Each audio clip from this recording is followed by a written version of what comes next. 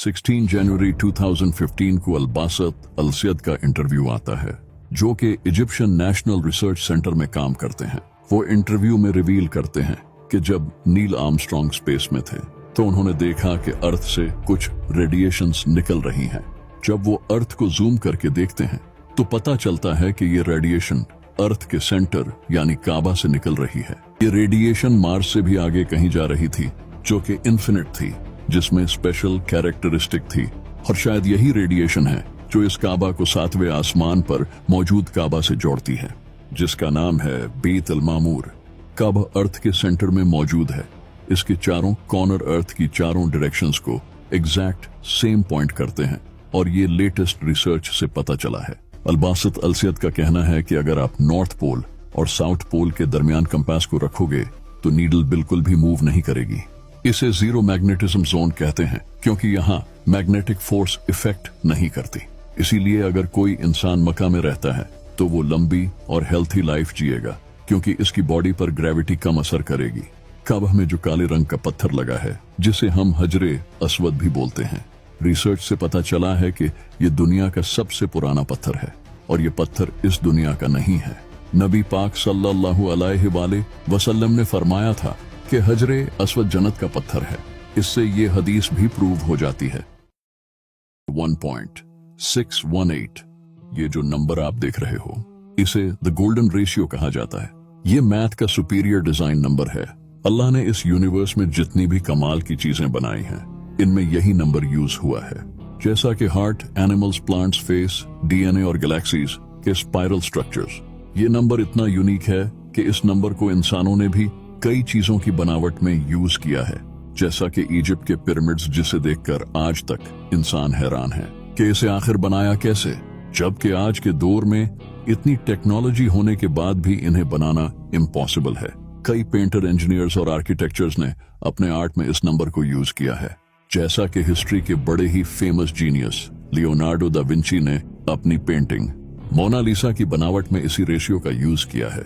Mona Lisa आज दुनिया की महंगी तरीन पेंटिंग्स में से एक पेंटिंग है, यानी कि अगर किसी भी डिजाइन को इस रेशियो के मुताबिक बनाया जाए तो वो परफेक्ट डिजाइन बनेगा।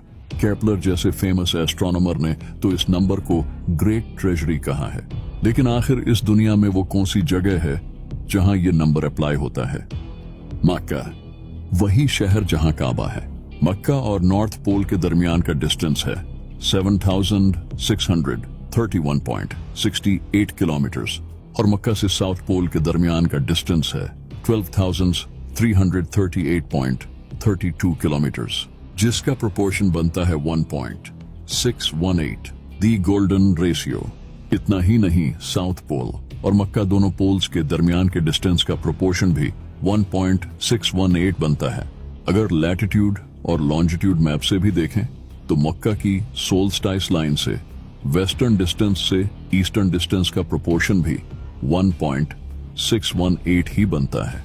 वेस्ट साइड से मक्का की सोल्स्टिस लाइन तक डिस्टेंस और इसी लैटिट्यूड पर दुनिया के पेरीमीटर का प्रोपोर्शन भी 1.618 बनता है।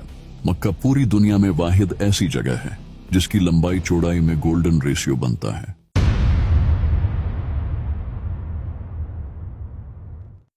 आज से हजारों साल पहले अल्लाह ने अपने खास बंदे हजरत इब्राहीम अलैहिस्सलाम को अपना नबी चुना। हजरत इब्राहीम अलैहिस्सलाम लोगों को अल्लाह की तरफ बुलाते थे, लेकिन उस वक्त अल्लाह की इबादत करने के लिए कोई खास जगह नहीं थी जहां लोग आकर एक अल्लाह की इबादत कर सकें।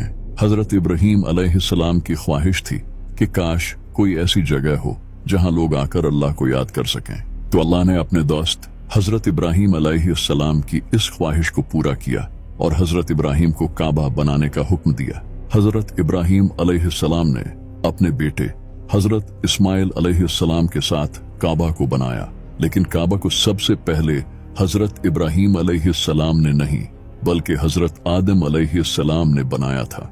लेकिन हजरत आदम अलैहिस्सलाम के इस दुनिया से रुखसत हो जाने के बाद हजरत नूह अलैहिस्सलाम का दौर आया, और हजरत नूह अलैहिस्सलाम के दौर में पूरी दुनिया में बहुत बड़ा फ्लड आया, जिसकी वजह से काबे की दीवारें गिर गई, जिसके हजारों साल बाद फिर हजरत इब्राहीम अलैहिस्सलाम ने इसे रिकंस्ट्रक्ट किया।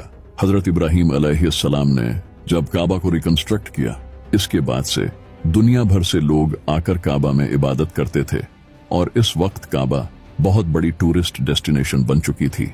जो कि एक बादशाह जिसका नाम था अब्राहा, उससे देखा नहीं गया और उसने काबा को डिस्ट्रॉय करने का फैसला किया और वो एक बड़ी फौज के साथ काबा को डिस्ट्रॉय करने के लिए निकल पड़ा। तभी अल्लाह ने इतनी बड़ी फौज को छोटे परिंदों से हरा दिया। इन परिंदों ने अपने मुंह में पत्थर डालकर अब्राहा की फौज पर फेंके और इन पत्थरों ने अब्राहा की पूरी फौज को तबाह कर दिया, जिसका जिक्र न सिर्फ कुरान में है बल्कि ये हिस्ट्री का पार्ट है। अब्राहा के इस इंसिडेंट के कुछ सालों बाद मक्का में नबी पाक सल्लल्लाहु अलैहि वसल्लम पैदा हुए। नबी पाक सल्लल्लाहु अलैहि वसल्लम के दौर में काबा में 360 बुत रखे हुए थे जिनकी अरब के लोग पूजा करते थे। लेकिन 600 ईस्वी में एक ऐसा फ्लड आया जिसने काबा की दीवारों को डैमेज कर दिया। इसके बाद अरब के लोगों ने काबा को दोबारा तामीर करने का फैसला किया और नबी पाक सल्लल्लाहु अलैहि वसल्लम ने अरब के बाकी कबीलों के साथ मिलकर इस काबा को बिल्ड किया। लेकिन जब ये काबा बिल्ड हुआ और हजरे अस्वद को रखने का टाइम आया तो अरब के कबीलों की आपस में लड़ाई शुरू हो गई।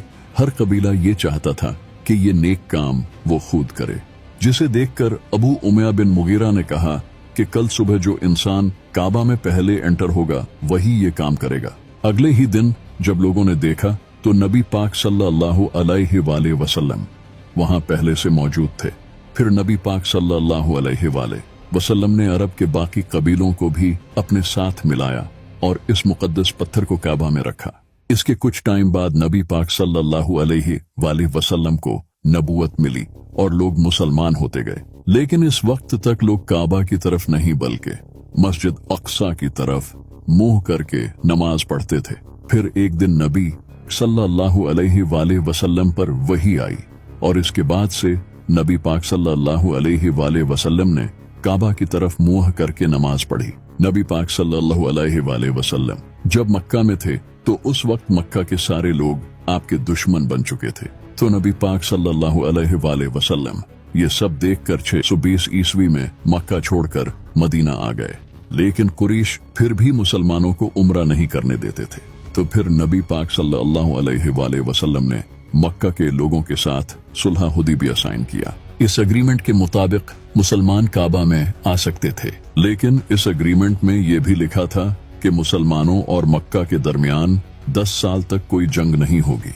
लेकिन 10 साल बाद मुसलमान काफी ताकतवर हो चुके थे और उस वक्त तक कई लोगों ने इस्लाम कबूल कर लिया था और 630 ईस्वी में नबी पाक सल्लल्लाहु अलैहि वसल्लम ने मक्का को फतह कर लिया। मक्का फतह करने के बाद इन्हीं सहाबियों ने खुद से बुतों को तोड़ा जो कि पहले इनकी पूजा किया करते थे। इसके बाद 683 ईस्वी में मेरे मौला अली अलैहिस्सलाम की वफात के बाद अब्दुल्ला इब्ने जुबैर और खिलाफते उमैया के दरमियान जंग हुई। इस जंग में काबा को आग लगा दी गई थी, जिसके बाद अब्दुल्ला इब्ने जुबैर ने काबा को दोबारा तामीर किया।